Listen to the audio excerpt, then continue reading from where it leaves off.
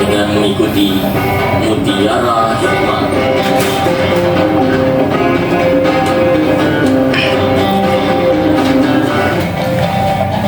Innal hamdalillah nahmaduhu wa nasta'inuhu wa nastaghfiruh wa na'udzu billahi min syururi anfusina wa sayyiati a'malina. May yahdihillahu fala mudhillalah wa may yudlil fala hadiyalah. Asyhadu an la ilaha illallah wa asyhadu anna Muhammadan abduhu wa rasuluh alladzi la nabiyya ba'da.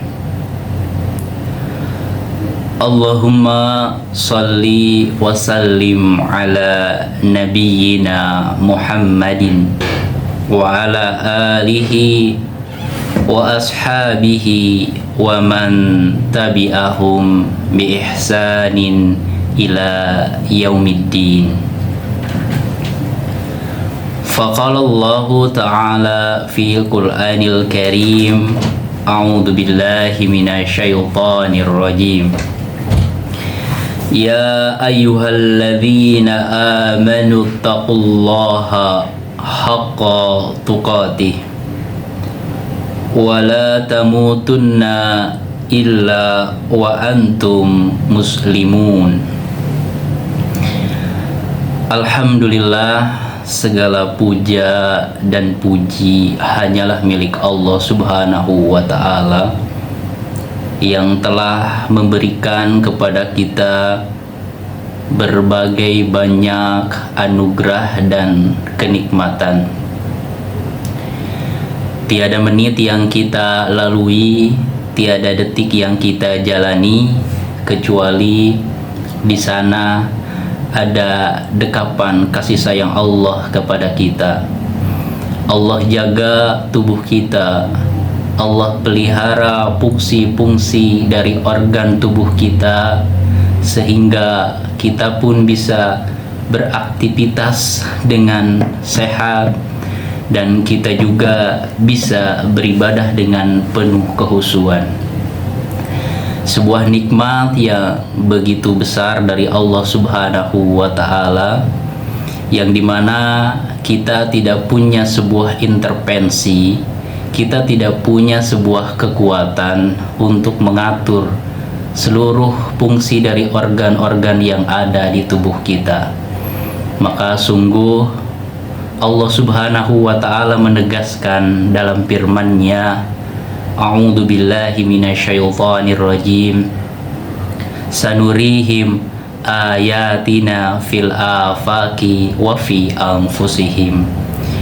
Maka sungguh kami akan nampakkan, kami akan tunjukkan tanda-tanda kekuasaan kami, tanda-tanda kekuasaan Allah Subhanahu wa ta'ala dalam bentangan cakrawala bumi yang begitu luas, wa fi anfusihim, dan juga tanda-tanda kekuasaan Allah itu ada dalam diri kamu sendiri. Rekan Dakta, kembali lagi dalam program Mutiara Hikmah, insya Allah dalam 1 jam ke depan, masih di Dakta Radio, bijak berinformasi, cerdas berinteraksi, satu suara berjuta telinga.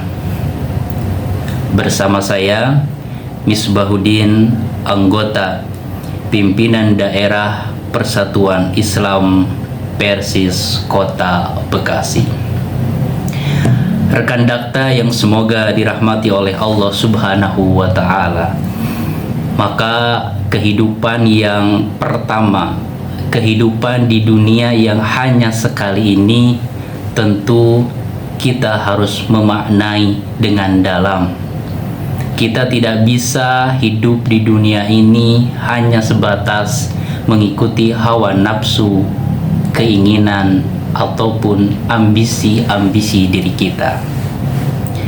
Sama halnya ketika kita membeli sebuah alat elektronik, di mana di sana kita akan melihat adanya sebuah panduan bagaimana cara menggunakannya dan lain sebagainya. Itu yang berkaitan dengan barang elektronik dan lain sebagainya. Lalu bagaimana dengan kehidupan kita, yang dimana kehidupan kita lebih luar biasa, kehidupan kita lebih berharga dari semua apa yang ada di dunia ini. Oleh karena itu, sebagai bukti kasih sayang Allah Subhanahu wa Ta'ala kepada kita umat manusia, agar kita mempunyai sebuah rambu-rambu kehidupan, agar kita tidak hilang arah dalam menapaki hidup dan kehidupan, maka Allah Subhanahu wa Ta'ala mengirimkan panduannya, yang dimana firman Allah ini Allah wahyukan melalui malaikat Jibril kepada Nabi Muhammad sallallahu alaihi wasallam. Maka Rasulullah sallallahu alaihi wasallam bersabda, menegaskan akan dua pusaka, dua peninggalan yang luar biasa sebagai panduan kehidupan umat manusia, agar mereka selamat di dunia dan di akhirat. Inni taraktu fikum amrayni lan tadillu ma tamassaktum bihima kitaballahi wa sunnatur rasuli. Maka sungguh aku meninggalkan dua perkara, dua hal, dua pusaka dalam kehidupan ini. Imtamsaskum bihima, jikalau kalian berpegang teguh kepada keduanya, lang tadillu abada, maka sungguh kehidupanmu tidak akan tersesat, maka sungguh kamu tidak akan kehilangan arah dalam kehidupan. Inilah dua hal peninggalan dari Rasulullah Sallallahu Alaihi Wasallam. Rekan dakta yang semoga dirahmati oleh Allah Subhanahu wa Ta'ala, tentu di era modern ini yang semua teknologi begitu cepat sekali berkembang, tentu ini menjadi sebuah dua mata pisau. Bisa jadi teknologi yang kita genggam sekarang, teknologi yang berkembang sekarang, tentu bisa membuat kita super sibuk luar biasa, ya, scroll berbagai sosial media dan lain sebagainya. Pikiran kita hanyut dalam sebuah arus teknologi yang begitu deras. Kita mendapatkan sebuah overload, sebuah kepenuhan dalam segi kita menerima informasi yang sungguh luar biasa. Tetapi di sisi lain, disinilah pentingnya sebuah makna hidup. Disinilah pentingnya sebuah wahyu yang menuntun umat manusia agar perkembangan zaman, kesibukan kita dengan teknologi dan semua yang serba cepat tidak menghilangkan arah kehidupan kita, tidak menghilangkan makna kehidupan kita, dan tentunya tidak menjadikan nilai-nilai spiritual dalam jiwa kita itu hilang. Maka perlu agar kita hidup dalam cahaya Allah Subhanahu wa Ta'ala, berada dalam petunjuk Rasulullah Sallallahu Alaihi Wasallam, agar kita bisa berpegang teguh kepada Al-Quran dan As-Sunnah. Di dalam zaman teknologi ini sangat mudah sekali berbagai aplikasi, baik itu aplikasi Al-Quran dan hadis-hadis Rasulullah, sangat mudah didapatkan. Dan di sisi lain, sebuah paradok, sebuah hal yang begitu bertolak belakang, ternyata faktanya banyak sekali kaum muslimin, tidak sedikit mereka yang masih terbata-bata membaca Al-Quran. Maka ini menjadi sebuah pertanda bahwa keimanan kita, keislaman kita menjadi sebuah tanda apakah kita itu berislam, beriman itu karena pilihan hidup kita, karena kita yakin bahwa Islam itu merupakan sebuah ajaran yang benar dan kita ikuti, ataukah kita itu beriman, kita itu berislam karena kita lahir dari keluarga, dari orang tua, dari nenek moyang kita yang beragama Islam. Maka perlu di sela-sela aktivitas, rutinitas dan kesibukan kita berintrospeksi diri untuk mengukur sejauh mana keimanan kita, sejauh mana amalan-amalan kita untuk kembali pulang kampung ke negeri akhirat. Karena sungguh Rasulullah Shallallahu Alaihi Wasallam memberikan sebuah indikator tanda orang yang cerdas itu bukanlah mereka yang memiliki IQ yang tinggi, tetapi disinilah keadilan Allah Subhanahu Wa Taala. Al-kaisu man dana nafsahu wa amila lima ba'dal maut. Maka sungguh orang yang cerdas itu adalah orang yang mampu menundukkan hawa nafsunya, menundukkan ambisinya. Semuanya ditata untuk mencari keridhaan Allah dan beramal untuk kehidupan setelah mati. Maka kita pun di zaman yang penuh dengan kemajuan teknologi, kita dihadapkan dengan sebuah tantangan. Bagaimana bagi mereka yang sudah levelnya bisa membaca Al-Quran, mereka lupa, atau bahkan mungkin itu kita lupa untuk menyisihkan waktu untuk membaca Al-Quran. Dan ketika kita membaca Al-Quran, kita tidak sampai untuk masuk ke dalam butiran-butiran hikmah yang ada di dalam Al-Quran. Al-Quran hanya sebatas sebuah bacaan. Kita tidak mampu atau kita tidak mampu untuk menciduk hikmah-hikmah ilahiyah, sebuah hikmah dari Allah Subhanahu wa Ta'ala dalam firman-firmannya. Sebuah logika yang sederhana, bagaimana kita bisa memahami firman-firman Allah, bagaimana kita bisa menggali kebenaran yang ada di dalam Al-Quran jikalau kita tidak paham apa makna dari diksi kata yang ada di dalam Al-Quran. Maka sungguh Al-Quran bukan hanya sebatas bacaan, tetapi Al-Quran merupakan sebuah cerminan kehidupan untuk mengukur keimanan dan keislaman kita.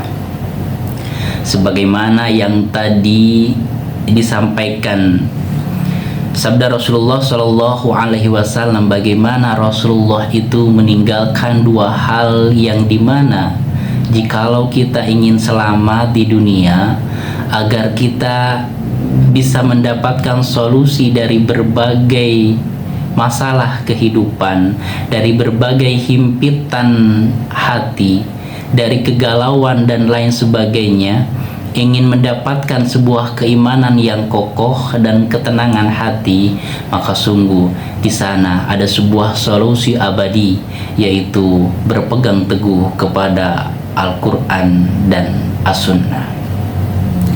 Rekan dakta yang semoga dirahmati oleh Allah Subhanahu wa Ta'ala, maka sungguh nilai-nilai yang ada di dalam Al-Quran merupakan sebuah nasihat akan ketakwaan yang membukakan mata hati kita untuk melihat kebenaran.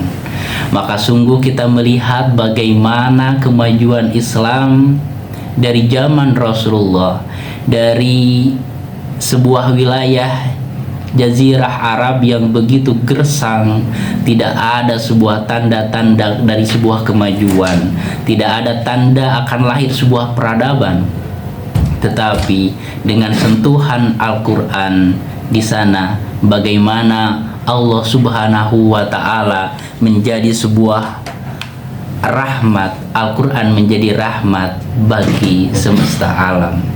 Maka sungguh ini menjadi sebuah bukti bahwa pribadi-pribadi yang bertakwa itu akan melahirkan sebuah keberkahan. Bisa kita bayangkan bagaimana jika seorang pejabat yang bertakwa, maka tentu kita akan mendapatkan sebuah keberkahan. Masyarakatnya akan hidup dalam sebuah kedamaian. Mereka diberikan hak-haknya sebagai warga negara. Kita melihat bayangan bagaimana seorang pemimpin yang soleh, yang terbalut jiwanya dengan ketakwaan, dengan cahaya Al-Quran.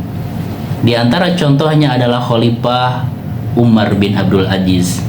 Bagaimana beliau memimpin wilayahnya hanya dalam kurun waktu 2 tahun lebih, tetapi subhanallah keberkahan begitu terasa. Bahkan dalam sebuah cerita, tidak ada pada saat itu serigala yang memakan ternak-ternak masyarakatnya. Mereka yakin bahwa ini adalah sebuah keberkahan dari pemimpin yang bertakwa, pemimpin yang hidupnya, yang ayunan langkah kakinya disinari oleh cahaya Al-Quran. Maka di sini menjadi sebuah hal yang penting, di mana Al-Quran adalah firman Allah yang hidup, bukan hanya sekedar tinta di atas kertas. Ia adalah suara langit yang menembus bumi, bahkan menembus jiwa. Cahayanya tak pernah padam. Di dalamnya ada penawar bagi hati yang sakit, hati yang galau, hati yang kehilangan arah. Jawaban bagi jiwa yang gelisah, yang galau dan merana. Dan Al-Quran merupakan sebuah peta bagi siapa saja yang mencari arah kehidupan yang benar.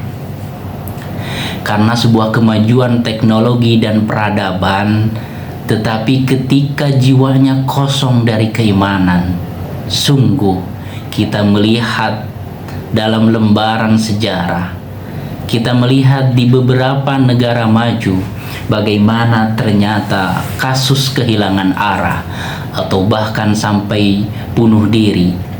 Bahkan di salah satu negara maju ada sebuah hutan kecil yang dinamakan hutan kematian.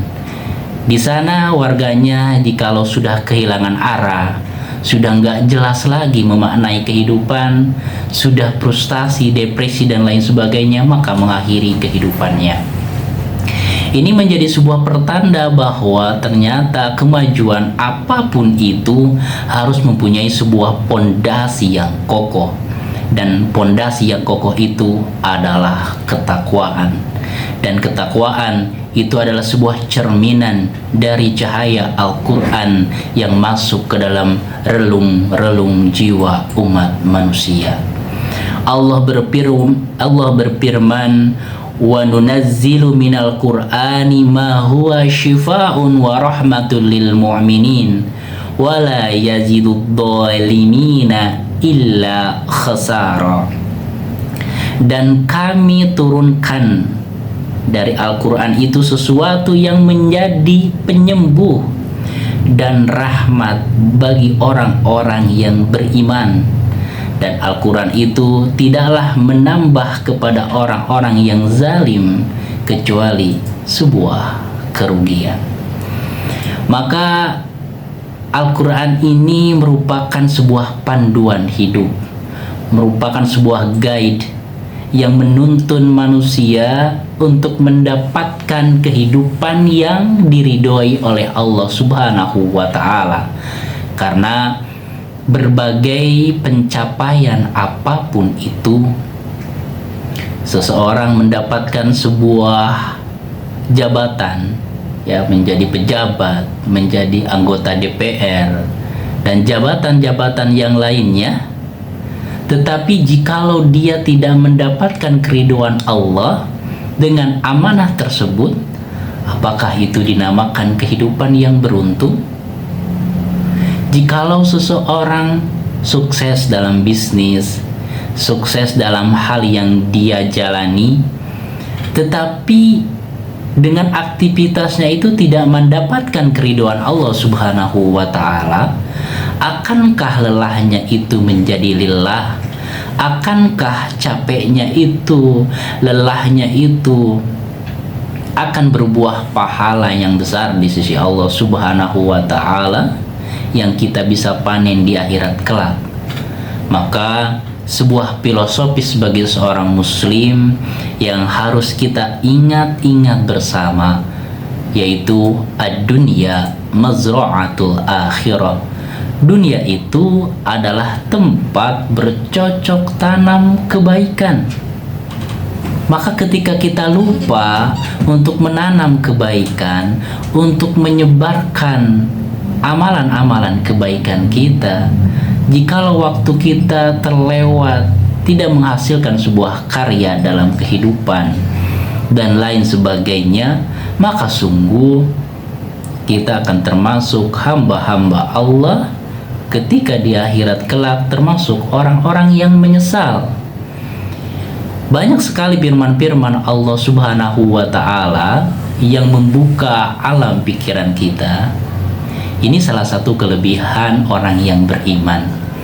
Orang yang beriman, seawam apapun itu, mereka mampu mengetahui bagaimana skenario setelah kematian datang menghampirinya. Mereka akan masuk ke alam barzah dan alam-alam yang lainnya yang akan dihisab setiap amalan-amalannya. Maka di sini sangatlah penting bagaimana keimanan itu menjadi sebuah pemandu, bagaimana Al-Quran itu menjadi sebuah lentera dalam kehidupan kita. Orang yang tidak beriman, secerdas apapun itu, ilmuwan setajam apapun pemikirannya, sehebat apapun penemuannya, tetapi jika tidak beriman kepada Allah, apa yang mereka hasilkan? Ada sebuah cerita yang menarik bagaimana dalam buku Selecta Capita, Dr. Muhammad Nathir menceritakan seorang ilmuwan yang sungguh luar biasa.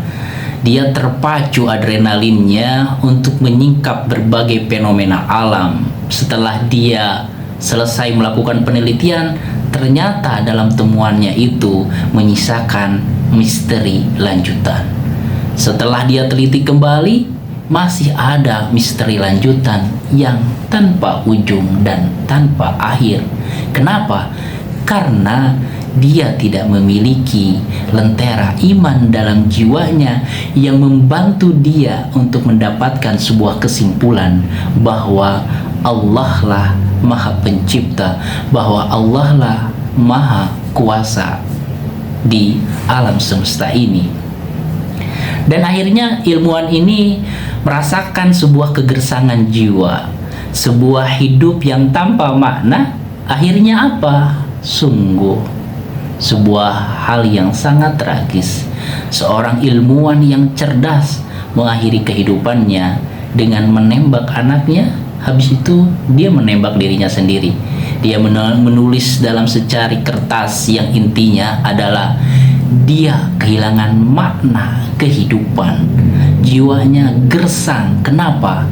Karena ada ruang jiwa yang harusnya disinari dengan keimanan, tetapi itu menjadi kosong dari cahaya keimanan. Maka Rasulullah Shallallahu Alaihi Wasallam merupakan sebuah model, merupakan sebuah terjemahan dari Al-Quran dalam kehidupan umat manusia sehari-hari. Dan Rasulullah dalam berbagai bidang apapun, ternyata beliau adalah sebuah teladan yang paripurna, teladan yang menginspirasi. Bahkan salah satu penulis barat mencoba menilai dengan secara objektif, maka sungguh Michael Hart, penulis buku 100 orang yang berpengaruh di dunia ini, menempatkan Rasulullah di urutan pertama. Kenapa? Karena inspirasinya, karena keteladanannya itu abadi walaupun sudah tiada. Ajaran-ajarannya tetap menjadi sebuah oase jiwa yang kering dan hampa. Maka sungguh Allah berfirman, laqad kana lakum fi rasulillahi uswatun hasanah liman kana yarjullaha wal yaumal akhir wa dzakarallahu katsiran. Sungguh bagi mereka yang mengharapkan perjumpaan dengan Allah, yang mereka menantikan hari akhir, ada sebuah teladan, ada sebuah inspirasi sosok yang perlu untuk ditiru, wajib untuk diikuti agar bisa mendapatkan kebahagiaan di dunia dan di akhirat, bisa menyelesaikan berbagai ujian hidup, baik ujian hidup yang terasa manis oleh diri kita ataupun sebuah ujian yang menyayat hati kita.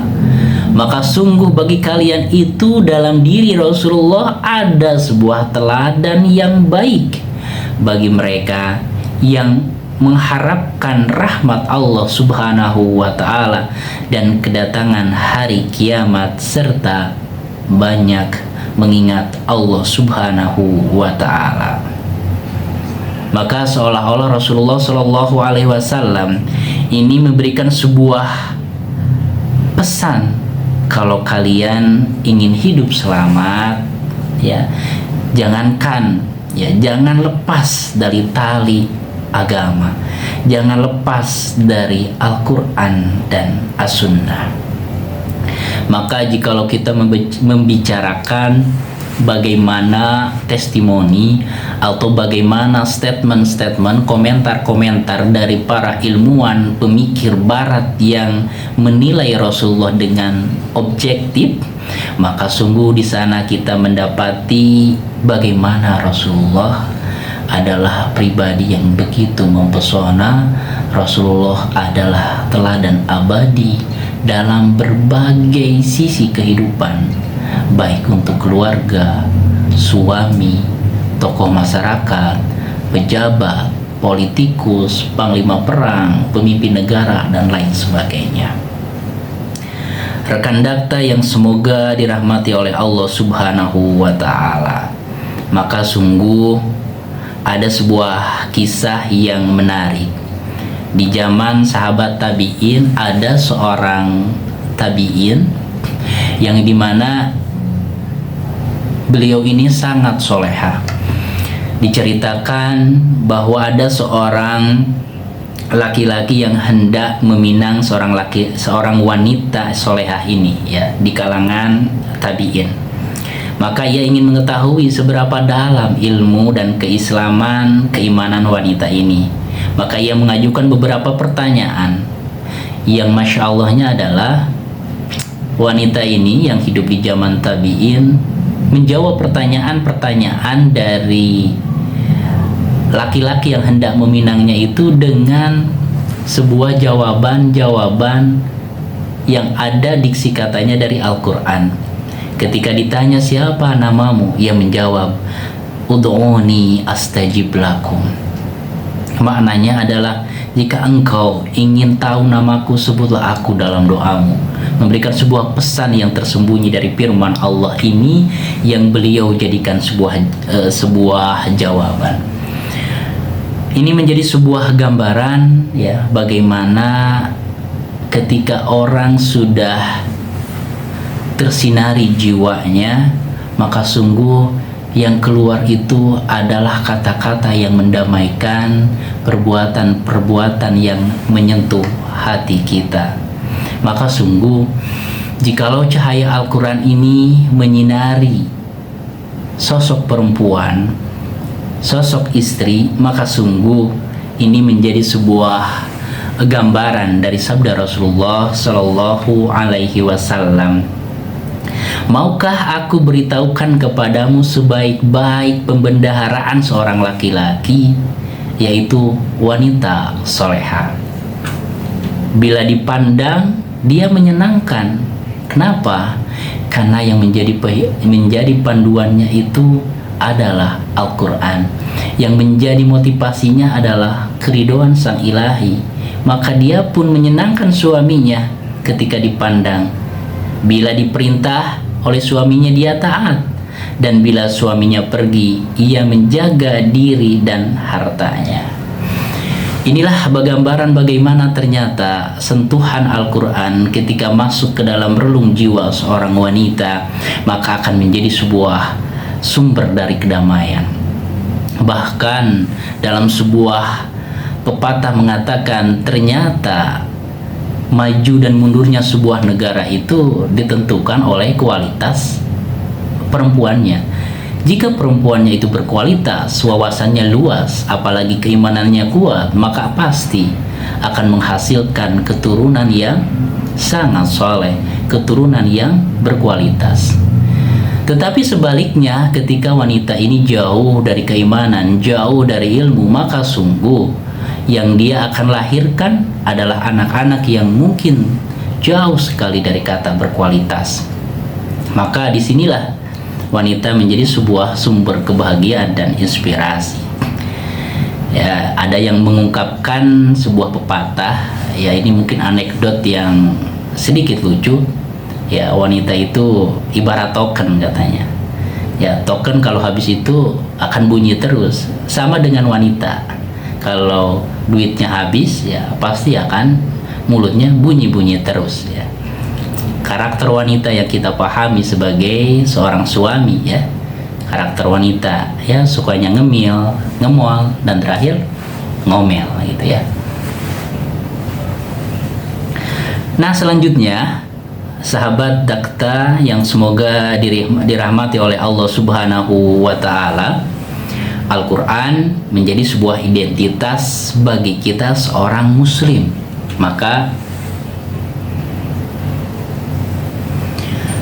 Maka challenge pertama atau tantangan pertama bagi seorang muslim adalah bagaimana dia bisa membaca Al-Quran, karena Al-Quran ini menjadi sebuah indikator dari keseriusan dia dalam beriman dan berislam. Bagaimana identitas keislaman ini sangat erat kaitannya dengan hubungan dirinya dengan Al-Quran. Jika seorang muslim belum bisa membaca Al-Quran dan tidak berusaha ingin membaca Al-Quran, maka nauzubillahi min dzalik, bisa termasuk kategori yang Allah sebutkan dalam firman-Nya, wa minan nasi may yaqulu amanna billahi wa bil yaumil akhir wa ma hum bimu'minin. Dan di antara manusia itu ada yang mengatakan, kami beriman kepada Allah, kepada hari akhir, padahal mereka itu bukanlah orang-orang yang beriman. Maka di sisa-sisa usia kita, apalagi kalau sudah memasuki umur 40 tahun, ulama mengatakan itu adalah waktu penentu. Apakah kita akan menjadi calon surga, calon penghuni surga, ataukah nauzubillahi min dzalik, calon penghuni neraka. Maka disinilah sebuah babak penentuan kehidupan kita, agar di sisa-sisa waktu kita menyisihkan waktu untuk membaca Al-Quran, mentadaburi Al-Quran. Karena kabar gembiranya bagi kita, ini sebuah berita yang membahagiakan. Karena amalan-amalan kita itu kalau dihitung, apa sih sebenarnya amalan-amalan yang kita banggakan? Apa sih amalan-amalan yang kita bisa andalkan ketika kita pulang kampung ke negeri akhirat? Sholat kita mungkin masih jauh dari kata kehusuan. Al-Quran mungkin jarang kita menengoknya.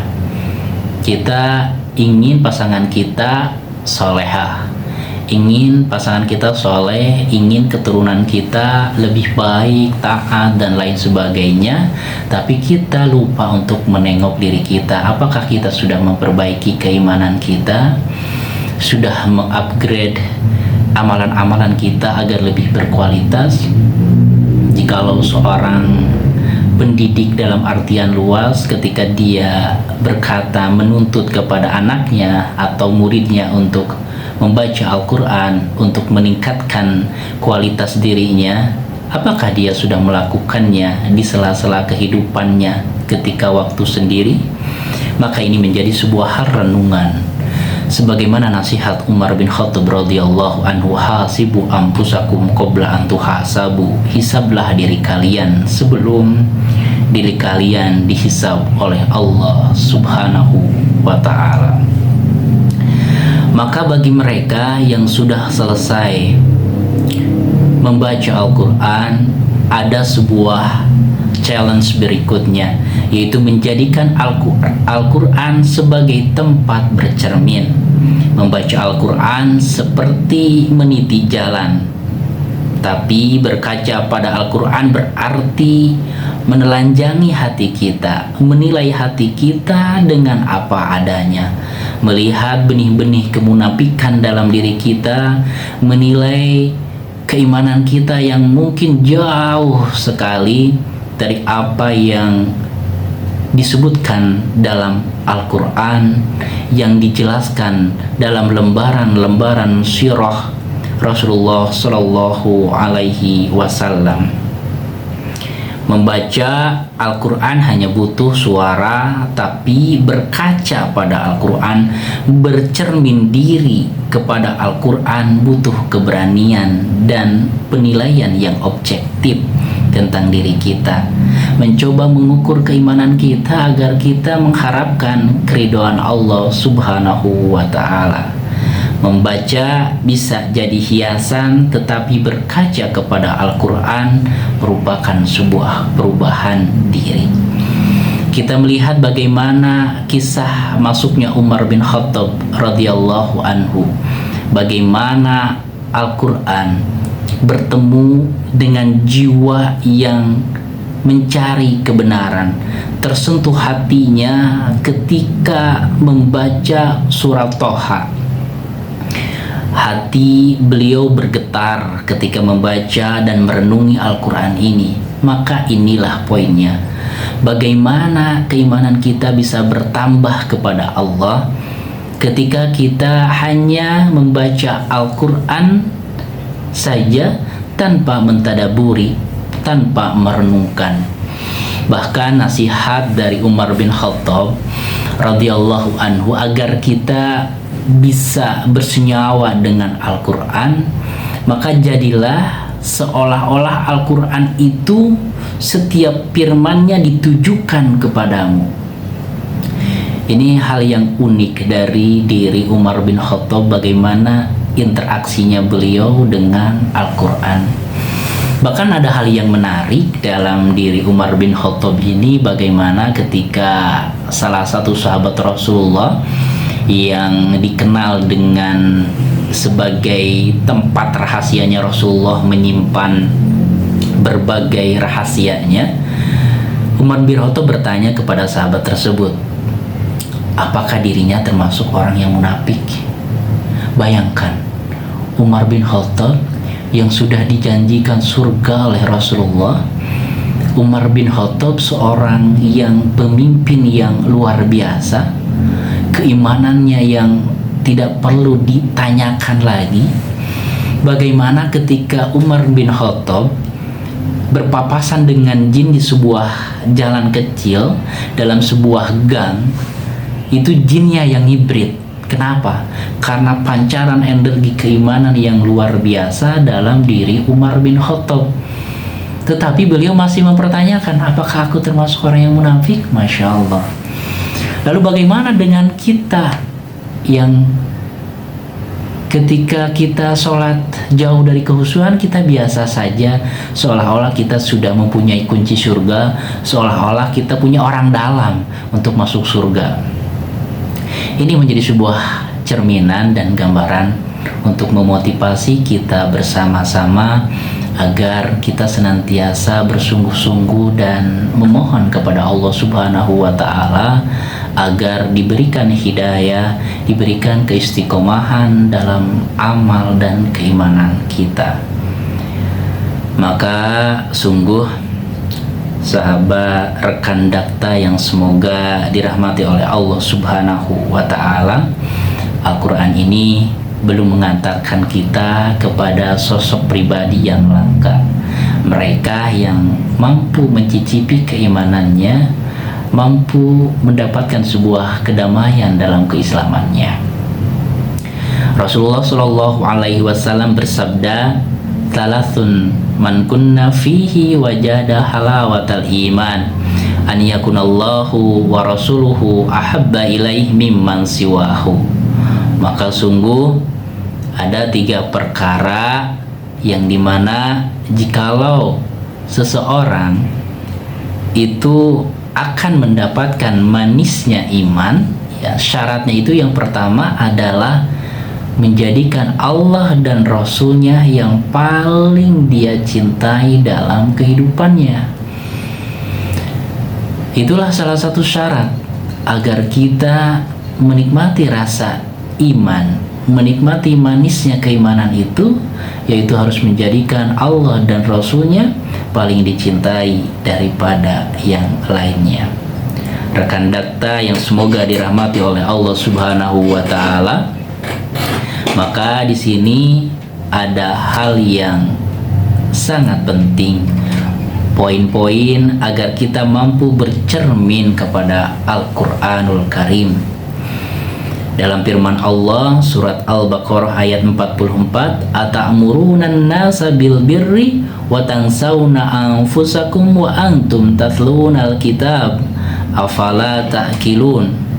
Apakah kalian menyuruh manusia itu untuk berbuat kebaikan, nyuruh orang? Nah, ini sindiran bagi para ustadz ini. Jangan sampai mereka memberikan wasiat kepada orang lain untuk bertakwa, untuk meningkatkan kualitas keimanannya, untuk memperbanyak amalan-amalannya, wa tansawna anfusakum, dan kalian melupakan diri kalian sendiri, ya. Wa antum tatlunal kitab, padahal engkau membaca kitab, afala taqilun, apakah engkau tidak berpikir? Nah, ini menjadi poin penting juga bagi orang tua yang dimana menginginkan anaknya soleh. Maka jangan sampai hanya menuntut anaknya untuk soleh. Seorang guru hanya menuntut muridnya untuk soleh, untuk mempunyai karakter yang baik, tetapi lupa untuk menuntut dirinya untuk lebih beriman kepada Allah, ya. Lupa untuk mendoakan anaknya, lupa mendoakan muridnya, dan lain sebagainya. Ini salah satu poin dari bagaimana cerminan Al-Quran. Dan selanjutnya berkaitan dengan kualitas sholat kita. Kita bercermin dari firman Allah Subhanahu wa Ta'ala, "Fawailul lil musallin alladzina hum an salatihim sahun alladzina hum yura'un." Maka celakalah orang-orang yang sholat, yaitu orang-orang yang lalai dari sholatnya, yang berbuat ria ingin dipuji oleh orang. Maka kita mengukur bagaimana dengan kualitas sholat kita. Apakah sholat kita itu penuh dengan kehusuan? Kita menikmati setiap gerakan sholat, kita menikmati sebuah kelapangan jiwa ketika kita bersujud kepada Allah, ataukah sholat kita itu adalah tempat kesibukan kita memikirkan pekerjaan-pekerjaan yang belum selesai, tagihan-tagihan yang sudah mepet waktunya, dan lain sebagainya. Jikalau kita belum masuk ke dalam sebuah dimensi ketenangan, kedamaian, dan ketumaninahan di dalam sholat, maka dalam firman Allah ini memberikan sebuah cerminan untuk kita bahwa sungguh kita tuh masih jauh sekali dari kata kehusuan, ya. Semoga kita tidak termasuk orang-orang yang celaka sebagaimana firman Allah ini. Dan selanjutnya yang terakhir, Allah Subhanahu wa Ta'ala memberikan sebuah cerminan yang berkaitan dengan kadar kesabaran kita dan iman kita dalam menghadapi beratnya ujian. Karena pada hakikatnya kesabaran yang sebenarnya itu adalah ketika kita diberikan hantaman ujian pertama yang menyesakkan dada kita.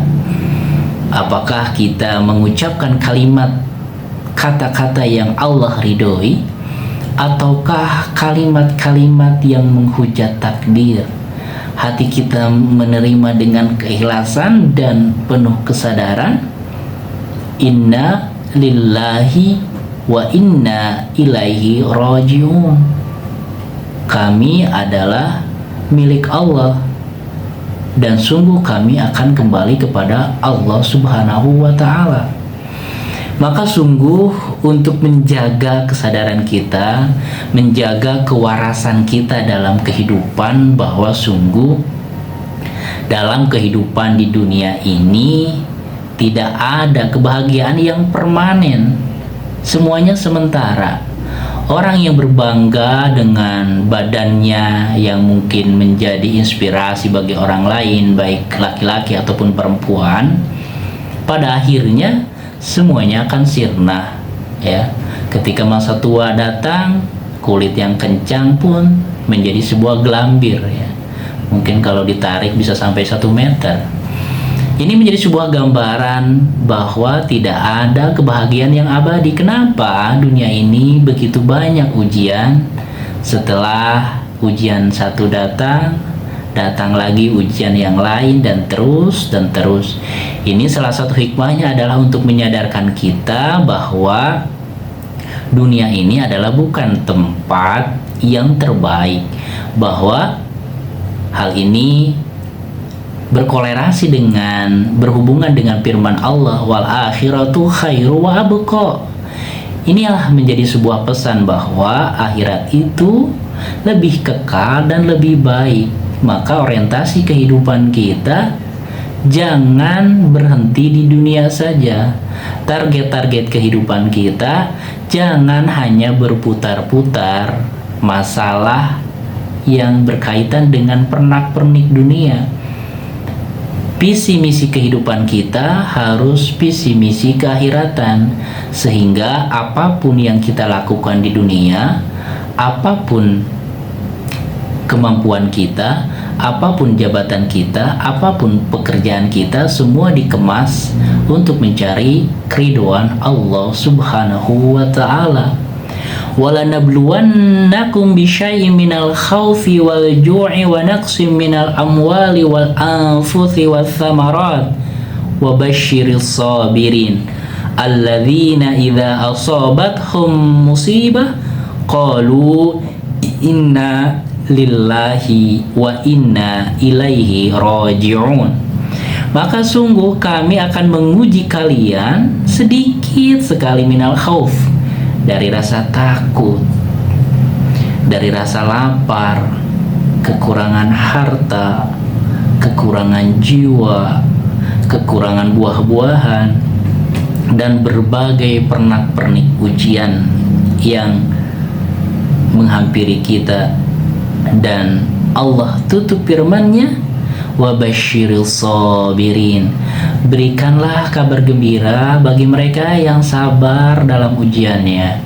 Mereka meyakini bahwa ujian yang menerpanya adalah pembersih dari kesalahan dan dosa yang dulu mungkin dilaksanakan atau dilakukan secara sadar ataupun tidak.